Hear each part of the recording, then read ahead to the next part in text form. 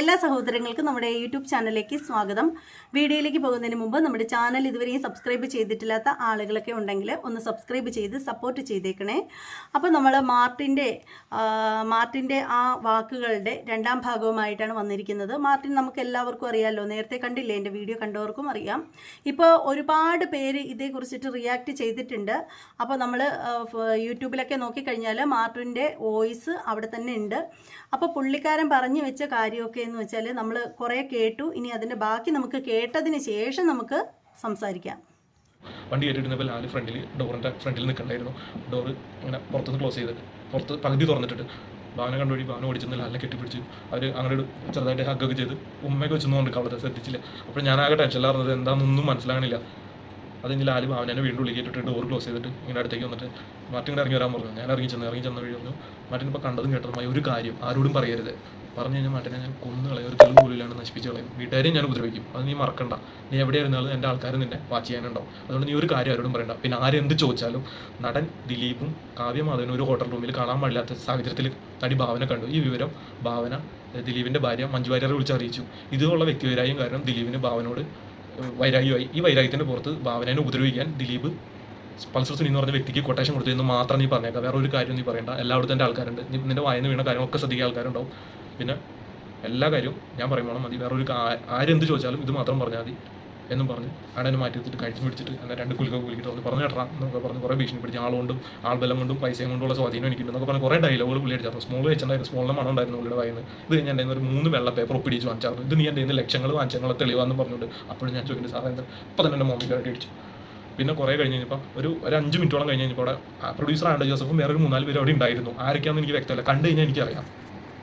ഒരു 3-4 മിനിറ്റിന് ശേഷം ലാല് ഫോൺ എടുത്ത് DGP ലോകനാഥ് ബെഹ്റയെ വിളിച്ചിട്ട് സാറേ ആ ഡ്രൈവർ വൈന് ഓടി ഉണ്ടെന്ന് മാത്രം പറയണം, ഞാൻ കേട്ടായിരുന്നു, കുറച്ച് നീങ്ങിന്ന്. എന്നിട്ട് ഫോൺ കട്ട് ചെയ്തു. ഇത് കഴിഞ്ഞപ്പോൾ അവിടെ യതീഷ് ചന്ദ്ര എന്ന് പറഞ്ഞ അസിസ്റ്റന്റ് കമ്മീഷണർ അങ്ങാണ്ടായിരുന്നു പുള്ളി. അന്ന് വന്നിട്ട് വണ്ടി ഇന്നോവയിലെ വന്നായിരുന്നു, യൂണിഫോമൊന്നും ഇല്ലാണ്ട് വന്ന് എന്നെ മാറ്റി നിർത്തിക്കൊണ്ട് ചോദിച്ചു എന്താണ് മാറ്റി സംഭവിച്ചത്, എന്താണ് കാര്യങ്ങൾ. അപ്പോൾ ഞാൻ ഈ കാര്യങ്ങൾ തന്നെ പറഞ്ഞുകൊണ്ടിരുന്നു. പുള്ളി ഇതൊന്നും ക്ലിയർ അല്ല, മാറ്റിൻ്റെ ഫോൺ ഓടിയാൽ നിൽക്കുന്നത്. ഞാൻ പറഞ്ഞു എൻ്റെ ഫോൺ അടിയില്ല. അപ്പോൾ അങ്ങനെയല്ല. അപ്പോൾ അവർ പുള്ളി അത് വിശ്വസിക്കാത്ത രീതിയിൽ മാറ്റിക്കൊണ്ട് വന്നേ. മാറ്റിൻ്റെ ഒരു മൊഴി എടുത്തിട്ട് വിട്ടേക്കാം എന്ന് പറഞ്ഞു. അന്നേ അപ്പോൾ ഞാൻ പറഞ്ഞു എൻ്റെ അമ്മ പാലാണ്ട് കിടക്കാൻ, എനിക്ക് ആശുപത്രി കൊണ്ടുവന്ന് പറഞ്ഞിട്ട് എക്സ്ട്രാ എടുത്തേക്കണം ഓട്ടോ ഉണ്ടെന്ന്. ഞാൻ അന്ന് രാത്രി ഞാൻ പോകാനിരുന്നതല്ല. അങ്ങനെ പറഞ്ഞു പുള്ളി മാറ്റിൻ്റെ മൊഴി മാത്രം വെറുതെ എഴുതിയെടുക്കുള്ളൂ, എന്നിട്ട് മാറ്റിനെ വിട്ടേക്കാമെന്ന് പറഞ്ഞു. അങ്ങനെ തൃക്കാക്കര സ്റ്റേഷനിലേക്ക് എന്നെ കൊണ്ടുപോകണം. അവിടെ ഇരുത്തി കഴിഞ്ഞപ്പോൾ പുള്ളിയുടെ ജീപ്പിൽ കയറ്റിയിട്ട് പുള്ളിയുടെ ഇന്നോവയിലെ വണ്ടിയിൽ കയറ്റിയിട്ട് ലാലിൻ്റെ വീട്ടിൽ പടി വരെ ആക്കി കഴിഞ്ഞപ്പോൾ അവിടെ വേറെ പോലീസ് ജീപ്പ് വന്നു. അവിടെ നിന്ന് തന്നെ അവരുടെ വണ്ടിയിൽ കൊണ്ടുപോയി തൃക്കാക്കര സ്റ്റേഷനാണെന്ന് തോന്നുന്നത്, എനിക്ക് ഓർമ്മ കിട്ടുന്നില്ല. അവിടെ കൊണ്ടുപോയി രാത്രി സെല്ലൊക്കെ അടച്ചു വിട്ടിട്ട് ഒരു 3 പേര് വന്നായിരുന്നു. അവരെന്നെ റൂമിലേക്ക് മാറ്റി കൊണ്ടുപോയിട്ട് പറഞ്ഞു എനിക്ക് മുഖങ്ങൾ കണ്ടറിയാം, പേരുകൾ അറിയില്ല, യൂണിഫോം ഒന്നും ഉണ്ടായില്ല, എന്നെ ഒരുപാട് ഉപദ്രവിച്ചു. വന്നിട്ട് എന്നോട് പറഞ്ഞു ഉപയോഗിക്കുന്ന ഇടയ്ക്ക് പറഞ്ഞിട്ടുണ്ടായിരുന്നു ലാല് പറഞ്ഞൊരു ഓർമ്മയുണ്ടല്ലോ, വെറുതെ അവരായിട്ട് മുട്ടാൻ നിൽക്കണ്ട, അവർ പറയുന്ന കാര്യങ്ങൾ അങ്ങനെ അനുസരിച്ചേക്കാം, അവർ മേളിലൊക്കെ നല്ല പിടിപാടുള്ളവരാണ്, വെറുതെ ജീവൻ കളയാൻ നിൽക്കണ്ട, എവിടെയാണ് നല്ല ഒരാൾക്കാരെല്ലായിടത്തും.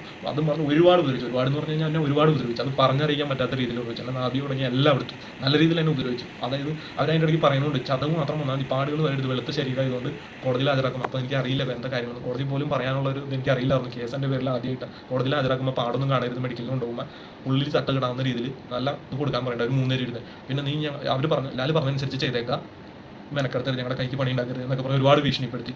അവിടെ നിന്ന് പിന്നെ എന്നെ വേറെ കാറിൽ മുഖത്തും അപ്പോഴത്തെ മുഖത്തും കൂടിയിട്ടായിരുന്നു, കയ്യിൽ വിലങ്ങും വെച്ചിട്ടുണ്ടായിരുന്നു, കയ്യിൽ പിറകിലേക്ക് കെട്ടിയ വിലങ്ങ് വെച്ചായിരുന്നു തോന്നുന്നത്. അത് കഴിഞ്ഞ് എന്നെ ആലുവയിലൊരു AV ജോർജ് എന്ന് പറഞ്ഞൊരു DSP കമ്മീഷണർ, എനിക്കറിയില്ല, ആളുടെ ഓഫീസിലും ഉണ്ടായി. അവിടെ നിന്ന് എന്നെ വേറൊരു വീട്ടിലേക്കും ഉണ്ടായിരുന്നു. ഈ വീട്ടിലിട്ടും ഒരുപാട് എന്നെ ഉപദ്രവിച്ചു. കുറേ കാര്യങ്ങൾ എന്നോട് ഇങ്ങനെ തന്നെ പറഞ്ഞ ഓർമ്മയുണ്ടല്ലോ, ദിലീപ് വന്ന കൊട്ടേഷൻ മാത്രം വന്നേക്കാം. അവിടെ ഒരുപാട് ഉപദ്രവിച്ച ഉദ്യോഗസ്ഥരല്ല, 4 പേര് 3 പേര് ഇടയ്ക്കിടയ്ക്ക് മാറി വന്ന് എന്നെ ഒരുപാട് ഉപദ്രവിച്ചു എന്ന് പറഞ്ഞത് പറഞ്ഞറിയിക്കാൻ പറ്റാത്ത രീതിയിൽ ഉപദ്രവിച്ചു. എൻ്റെ ഈ വിരൽ ഇപ്പോഴും ഭയങ്കര ബെൻഡായിട്ടിരിക്കണം. പിന്നെ എന്ന് പറഞ്ഞാൽ എനിക്ക് ഇന്റേണൽ പ്രശ്നങ്ങൾ ഒരുപാടുണ്ട്. ഞാൻ ഇതുവരെ ഹോസ്പിറ്റലിൽ പോലും പോയിട്ടില്ല. ഇപ്പോൾ ഇറങ്ങിയിട്ട് 1.5 മാസം 2 മാസത്തോളമായി. ഇപ്പോൾ സഹായിക്കാനും കാര്യങ്ങളൊന്നും ഒരാളില്ല. ഈ യഥാർത്ഥ സത്യങ്ങൾ എനിക്ക് പുറത്തറിയിക്കണമെന്നുണ്ട്. ഇത് കഴിഞ്ഞതിന് ശേഷമാണ് എന്നെ അവിടെ നിന്ന് റിമാൻഡ് ചെയ്യണം. ഈ കാര്യങ്ങളൊക്കെ ഞാൻ ഒരുപാട് നാൾ മനസ്സിലിട്ട് ഇങ്ങനെ കാൽക്കുലേറ്റ് ചെയ്ത് അങ്കമാലി കോടതിയിൽ ഞാൻ ആദ്യം മൊഴി കൊടുക്കാൻ പോയി. അന്ന് ലാലിൻ്റെ ഈ പറഞ്ഞ പ്രൊഡ്യൂസർ ഫിനാൻസ് മാനേജർ പറഞ്ഞ ജോസേനും അവരുടെ കൂടെയുള്ള കുറച്ച് പേരുണ്ട്. എന്തും ലാലിൻ്റെ എന്താ പറയുക എന്തെങ്കിലും കാര്യങ്ങൾക്ക് ഗുണ്ടായിസും കാര്യങ്ങളൊക്കെ കാണിക്കാൻ നടക്കുന്ന കുറച്ച് പിള്ളേരുണ്ട്.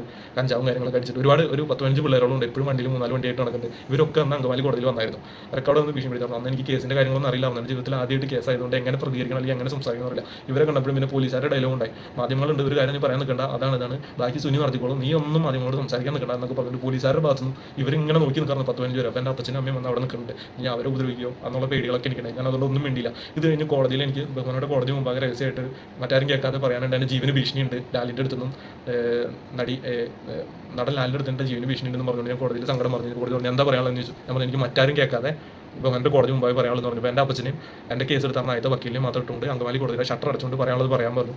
ഞാനത് സത്യസന്ധമായ ഈ കാര്യങ്ങൾ എല്ലാം ഞാൻ പറഞ്ഞു കഴിഞ്ഞപ്പോൾ എന്നോട് കോടതി പറഞ്ഞു ഇത് എഴുതി തരാൻ പറ്റുമെന്ന് ചോദിച്ചു. ഞാൻ പറഞ്ഞു എഴുതി തരാമെന്ന് പറഞ്ഞു. അങ്ങനെ എന്നെ മണിക്കൂറുകളോട് അവിടെ ഇരുത്തി എഴുതിയെടുത്തു. ജയിലിൽ നിന്ന് കൊണ്ടുവന്ന് നേരിട്ട് കൊണ്ടുവന്ന് എഴുതിയെടുത്തതിന് ശേഷം എനിക്ക് ജയിലിൽ ഭയങ്കര സുരക്ഷ ഏർപ്പാടാക്കിയിട്ടുണ്ടായിരുന്നു. അവിടെ നിന്ന് ഇറങ്ങണ വരെ എനിക്കൊരു ബുദ്ധിമുട്ടുണ്ടായിരുന്നില്ല. ഈ കാര്യങ്ങളൊക്കെ വിചാരണ കോടതി ഇപ്പം കുറ്റപത്രം കൊടുത്താലും ഇപ്പം മജിസ്ട്രേറ്റ് കോടതിക്ക് ഇടപെടുന്നതിന് പരിധിയുണ്ട്. ഇത് വിചാരണ കോടതിയാണ് ഇതിൻ്റെ കാര്യങ്ങൾ തീരുമാനിക്കണം. ഇത് കേസിൻ്റെ മെറിറ്റ് ഭാഗങ്ങളാണ് മാർട്ടിൻ വക്കീലിനെ കൊണ്ട് അവിടെ പറയിപ്പിച്ചാൽ മതി. ഈ കാര്യങ്ങൾ ഞാൻ സീൽ വെച്ച കവറിൽ അങ്ങോട്ട് ഫോർവേഡ് ചെയ്യാമെന്ന് പറഞ്ഞു. എന്നിട്ട് അതിൻ്റെ കോപ്പി വക്കീലിന് കൊടുക്കാമെന്ന് പറഞ്ഞത് കിട്ടിയില്ലെന്നൊന്നും എനിക്കറിയില്ല. ഈ സാധനം ഇപ്പോൾ പൂഴ്ത്തി വെച്ചേക്കണം അവർ. യഥാർത്ഥത്തിൽ ദിലീപ് അറസ്റ്റായി കഴിഞ്ഞപ്പോഴാണ് ദിലീപ് എന്നുള്ള നടനെ തകർക്കാൻ വേണ്ടി ഉണ്ടാക്കിയ കേസാണിതെന്നുള്ളത്.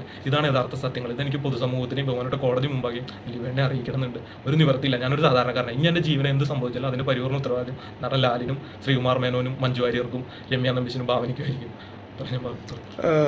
മാർട്ടിൻ എങ്ങനെയാണ് ലാലുമായിട്ട് പരിചയമായത്? നടൻ ലാലിൻ്റെ കൂടെ ഞാൻ ജൂനിയർ ആർട്ടിസ്റ്റൊക്കെ ആയിട്ട് വർക്ക് ചെയ്ത സിനിമാ ഫീൽഡിൽ പോകാറുണ്ടായിരുന്നു. അവിടെ നിന്ന് ലാൽ ക്രിയേഷനിലെ ഒരു പ്രൊഡക്ഷൻ കൺട്രോളായിട്ട് ബന്ധപ്പെട്ട് അങ്ങനെ ഇടയ്ക്കിടയ്ക്ക് വിളിക്കാറ് സംസാരിക്കാറുണ്ട്. അപ്പോൾ എന്നോട് പറഞ്ഞു ഡ്രൈവറായിട്ട് വരാമെന്ന് ചോദിച്ചു. ഞാൻ പറഞ്ഞു അങ്ങനെ വരാമെന്ന് പറഞ്ഞു. അങ്ങനെ ജോലി ഇല്ലാത്തപ്പോൾ അതിൻ്റെ സമയത്ത് ഞാൻ പാർട്ട് ടൈം പഠിക്കാനും ജോലിയായിട്ട് പോകുമായിരുന്നു. അങ്ങനെ പോയി പരിചയം കഴിഞ്ഞപ്പോൾ എന്നെ വീട്ടിലെ പേഴ്സണൽ ഡ്രൈവറും കാര്യങ്ങളും 4 വർഷത്തോളം നടൻ ലാലിലൂടെ. ആ വിശ്വാസത്തിൻ്റെ പേരിൽ വേറെ എന്തെങ്കിലും ഇതുപോലത്തെ അവിടെ അനുഭവങ്ങൾ ഉണ്ടായിട്ടുണ്ട്? നടൻ ലാലിന് ഒരുപാട് ഇല്ലീഗൽ ബിസിനസ്സുകളുണ്ട്.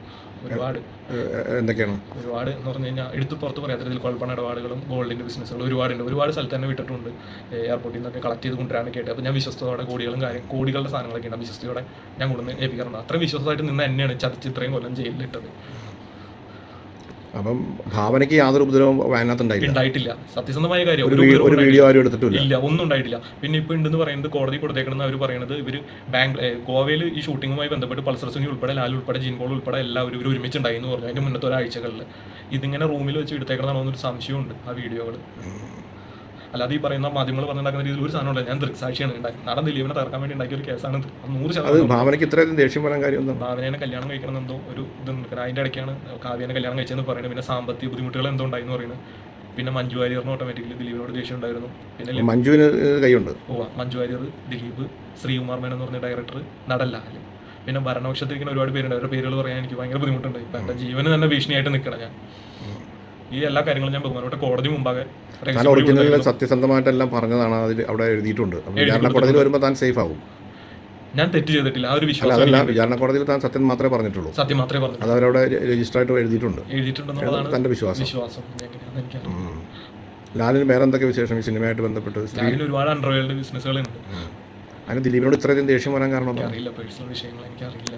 ഭാവനയെ സഹായിക്കാൻ വേണ്ടി ചെയ്തവരല്ലേ ഇവരെല്ലാവരും? ദിലീപിനോട് ദേഷ്യമുള്ള വ്യക്തികളെല്ലാവരും കൂടി ഒരുമിച്ച് ഒറ്റക്കെട്ടായിട്ട് നിന്ന് ദിലീപ് വീണ് കഴിഞ്ഞ് പഠിച്ചേക്കണമെന്നാണ് ഈ കേസിൽ കണ്ടേക്കുന്നത്. അപ്പോൾ പുള്ളി പറയുന്ന കാര്യം എന്താണെന്ന് വെച്ചാൽ ഇത് എല്ലാം വളരെ പ്ലാനിങ് ആയിട്ട് ലാൽ ഉൾപ്പെടെയുള്ള നടി, ലാല്, മഞ്ജു വാര്യർ ഇവരെല്ലാവരും ഉൾപ്പെടെയുള്ള ഒരു ടീം തന്നെ ഇയാളെ കൊണ്ട് ചെയ്യിച്ചതാണ്. ഇയാൾ മറ്റൊരു തെറ്റും ചെയ്തിട്ടില്ല. ഇയാൾ വണ്ടിയിലുണ്ടായിരുന്ന ഡ്രൈവർ മാത്രമായിരുന്നു. അതിനുശേഷം ഇയാളെ ബ്ലാക്ക്മെയിൽ ചെയ്യുന്ന രീതിയിൽ ഇനി ഇത് ആരോടും പറയരുത് എന്നൊക്കെ പറഞ്ഞ് ഭീഷണിപ്പെടുത്തിയപ്പോൾ കൊച്ചു പയ്യനാണ്, പുള്ളിക്കാരൻ പറഞ്ഞില്ല എന്നാണ് പറയുന്നത്. അപ്പോൾ പുള്ളി അത് ഇവരുടെ കർശനമായ നിർദ്ദേശം ഉള്ളത് കൊണ്ടാണ് ഈ പുള്ളിക്കാരൻ പറയാഞ്ഞത് എന്ന് പറയുന്നുണ്ട്.